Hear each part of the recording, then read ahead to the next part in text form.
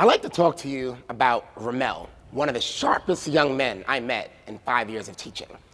And when I saw him tackle this one problem, I watched as he drilled down to the root cause of the issue and saw so many sides of it and had some really creative ideas to solve this problem. But here's the thing, Ramel was not a student in my classroom. And his problem wasn't in math or English. Ramel was my client in my law school's juvenile justice clinic. And his problem was trying to figure out how to avoid being charged as an adult after his arrest on very serious drug charges just 1 month before his 18th birthday. You see, Ramel had critical thinking skills, like so many of our kids that need that just to survive, but critical thinking requires so much more than just skills. You need the mindset, you need the habits that allow you to consistently apply these skills throughout life, career, and academics. Yet, when I listened to over 300 educators who know how important this is, I learned that critical thinking is still a luxury good. Only 1 of 10 educators teach it, and that educator usually teaches in an elite school or only teaches it to elite students. This means that the vast majority of students like Ramel, like students that come to school every single day eager to learn, do not get this.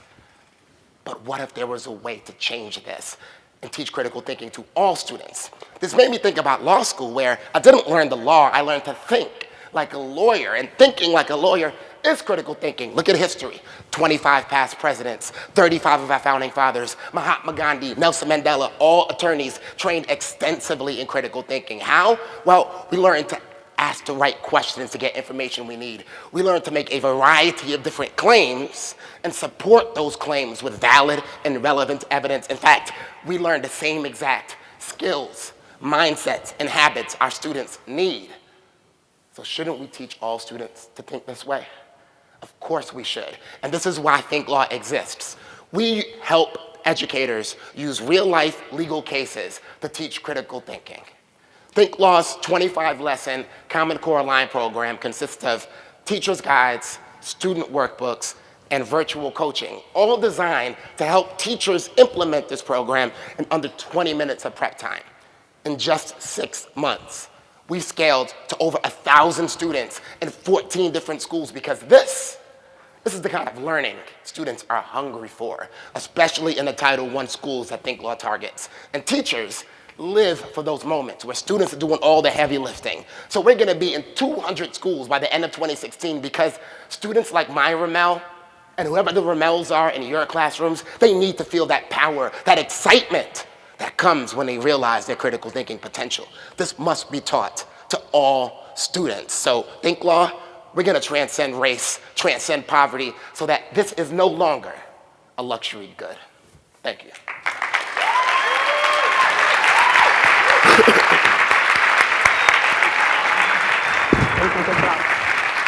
All right, Colin, we're going to take 4 minutes of questions, and I'm going to ask Maxine, will you just start us? Yes, Colin, great job. I had always wanted to be a lawyer, but if I had a teacher like you, I probably would have been one. So really great, fantastic presentation.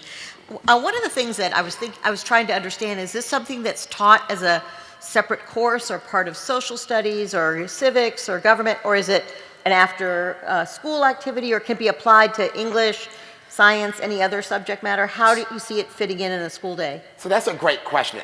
We all have this thing, right, where we know students that have this mindset of I can't, or this mindset of I don't know. And how that plays out in a very practical way is they're taking a standardized test, and it's a short answer in the box, and they leave it blank, right?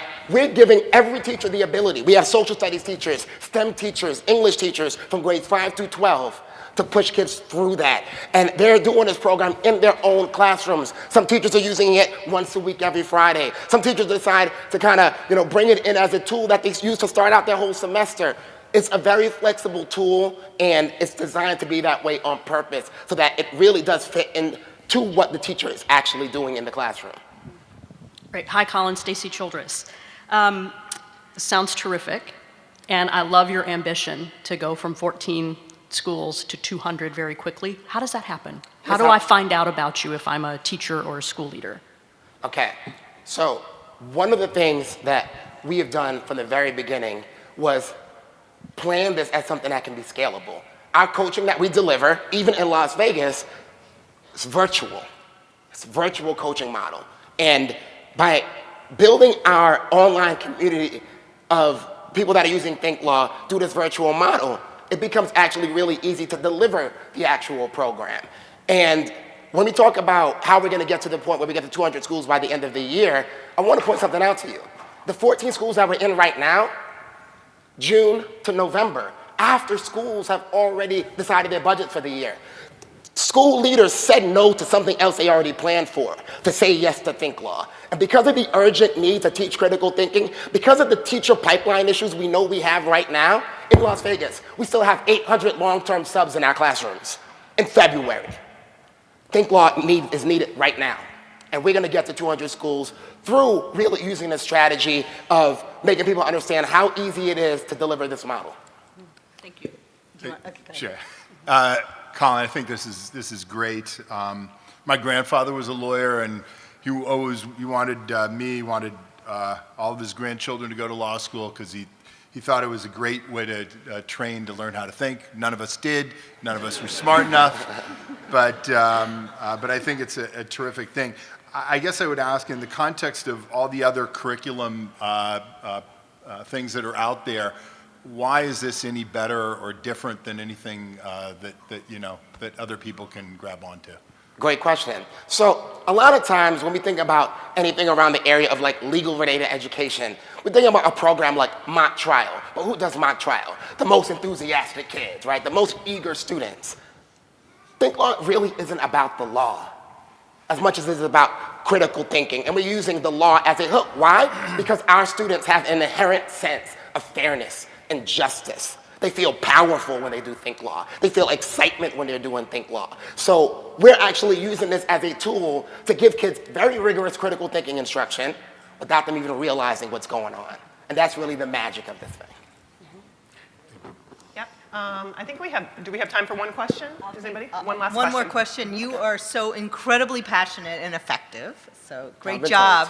And I'm curious how you think about complementing your skills when you build out your team. What are you looking for? Who's doing the sort of, behind the scenes work? So one of the things we were able to do was bring on a chief relationship officer who's a recently retired district superintendent.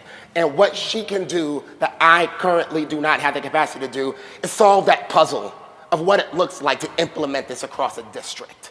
And that's really what we need. And that's a really big part, going back to your question about the 200 schools, of why I feel confident that it's going to happen by the end of this year. Thank you so much. All right, thank you. All supported this decision that I'm about to say, and the winner of this Shark Tank Award is Colin Seale, thinkLaw. You want to come up with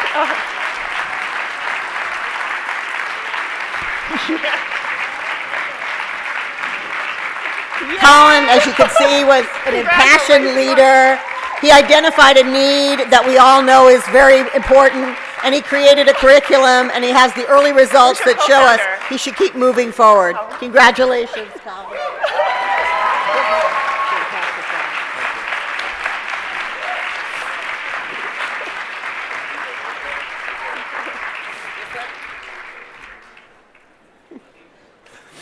Take it by yourself. Got it? Yeah, I got it.